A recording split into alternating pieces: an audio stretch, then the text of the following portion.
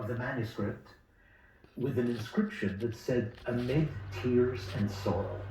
So we were sort of asking ourselves, what gives? Yeah. And we look up the date when he wrote this, which was in 1809. 1808, 1809 And is so the years when he was writing this. we realized that that's the year that Napoleon invaded Austria, Wagram, right outside of Vienna. So imagine you're living in this city and this foreign power comes in and takes over your town. And just realizing the parallel, here's Beethoven, who is enduring so many tough moments in There's his also, life. right at just that moment, also the personal side. He's a musician. He's losing his hearing. And between that, what's going on around him in the city, what's going on in the country, there's his music, which is hopeful, beautiful, generous, noble, all of those things. And I thought this is a good piece for this moment because, people are suffering. And we do think that music can give comfort. Yeah, it has that quality of serenity and contentment and joyfulness, but it's not an oblivious kind of joy. No. It's sort of, you could... Quite right. In the middle. There's a very tearful spot, but it's just one place.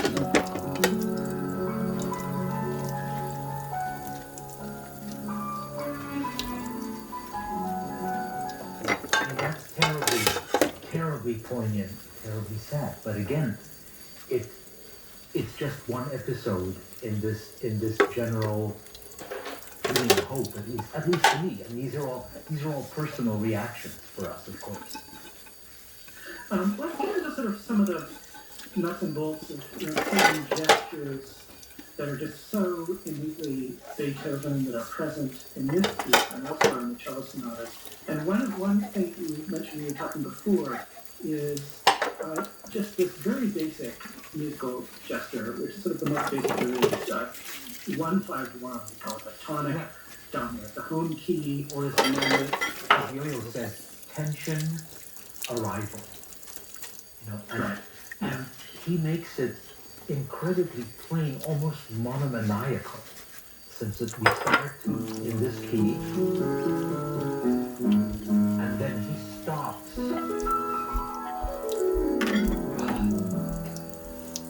What's going to happen next? When are we going to get back home? And he does this 5 or 6 times in the movement. And there's so many examples through Beethoven of this sort of thing. Give some examples. The Waldstein Piano Sonata.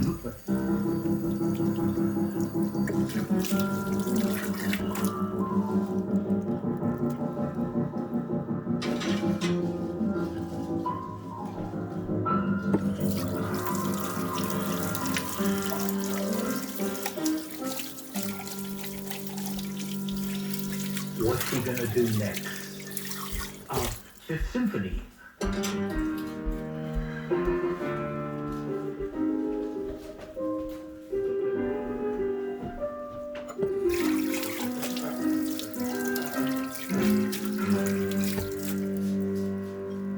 Same idea. What I How love does he end the particularly... movement? Sorry? How does he end the movement? What do you mean? Yeah. He finally decides he's going to let you have it with both barrels.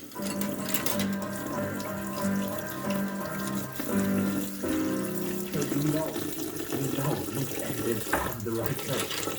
What I particularly love in this sonata is that we finally, the last time we do this,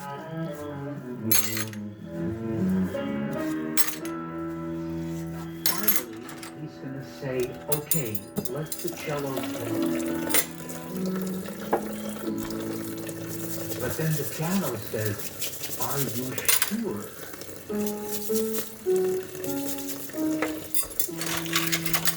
Yes, I'm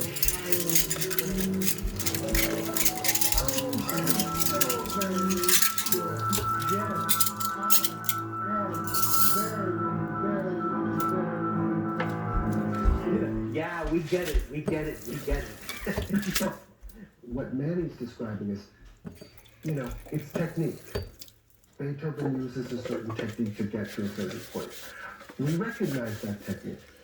So by really owning that technique, that gives us the freedom to be able to express and say, we actually know the guy. And I think I grew up, I don't know how you grew up, but I certainly grew up, and I think Manny also, we said, okay, Albert Einstein, he's a genius. There's no way we can approach whatever he does. Beethoven, he's so, certain people are seen and approaching it, but with Beethoven, I think the more you feel that with actually quite a number of composers, Yeah. the idea that what used to be not ours becomes ours. And it's our music. But it's also the opposite of familiarity breeds contempt. Right. This is familiarity breeds more and more amazement. Let's go back and just talk about the cello sonatas and what sort of drove Beethoven to take up this form. And he really was inventing a form to some extent. I mean, there are examples of these sort of statements in the form of the cello and the piano are evenly balanced. And so what do both of you notice about how Beethoven is going about bringing all this firepower to a form that has sort of much less of that track record than violins are? Well, in this age of inequality and inequity, I think Beethoven felt that at the big time also. The cello was a poor relative to the violin and the piano. And so I think he succeeded on the cello and decided that he wanted to, spotlight the cello. So the fourth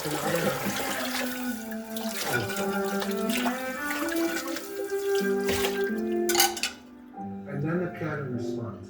And the triple concerto, which is very much close to the cello always gets the tune first. It's got to be intentional after a certain amount of time. Yes. I think there's a nobility to the cello sound that he somehow intuited and loved. And you get that in these pieces as well. And he was very concerned. We know in the A major sonata, we're lucky enough to actually have an autograph, a working autograph, where he made changes. And he spent a lot of time not thinking about what the tunes were going to be, but who was going to play them. So he would very often say the piano would do this. No, I'm going to have the cello do this. And it's constant readjustment, and most of it in order to highlight the cello more. He wrote 10 violin sonatas. He wrote 32 piano sonatas, but he wrote 5 piano cello sonatas. And I think each one is kind of a different invention. And in each case, it's to describe an even more effervescent universe as you got to later stages. The middle is the one where societal stresses got him to say, no, I'm going to actually do something unbelievably beautiful and comforting. There was so much change that happened during his lifetime. There's so much change that's happening right now. And how do we actually hold on to certain values? And Beethoven certainly was maniacal about holding on to the values he believed in spite of change. And that's something that we think about also. Right, yeah. This issue of how Beethoven responded to the turmoil of his time mirrors what we are all living through now. And I'm wondering, as this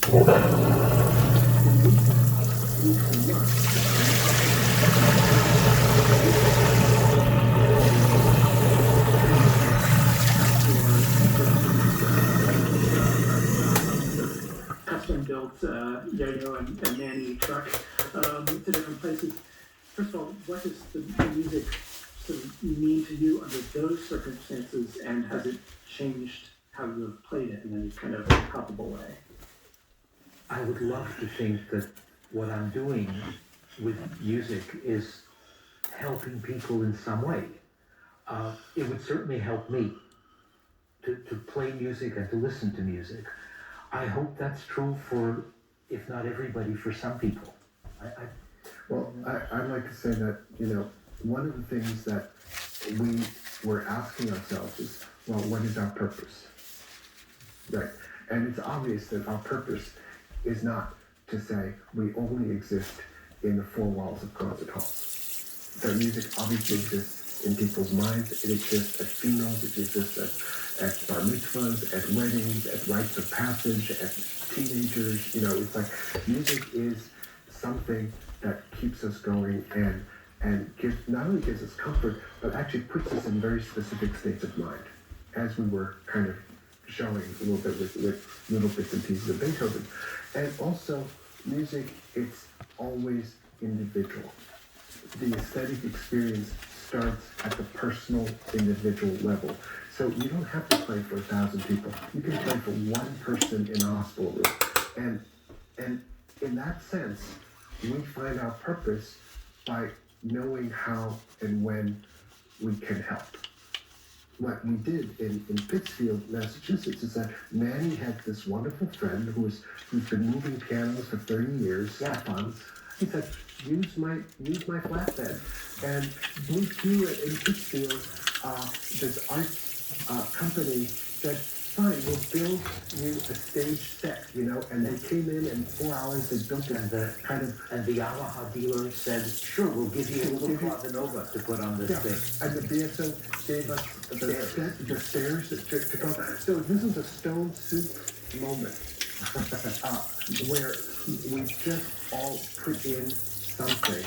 And the city of Pittsfield said, come, go to the UPS workers' there, you can go to this elementary school, you can go to... What we discovered also, there's a lot of wonderful people in the world who are doing fabulous things. So for us, it was an amazing thing. And this also just strengthens sort of our belief that our circumstances may change, our lives may change, but there's something in music that remains constant, and it offers something. You should always respond to need.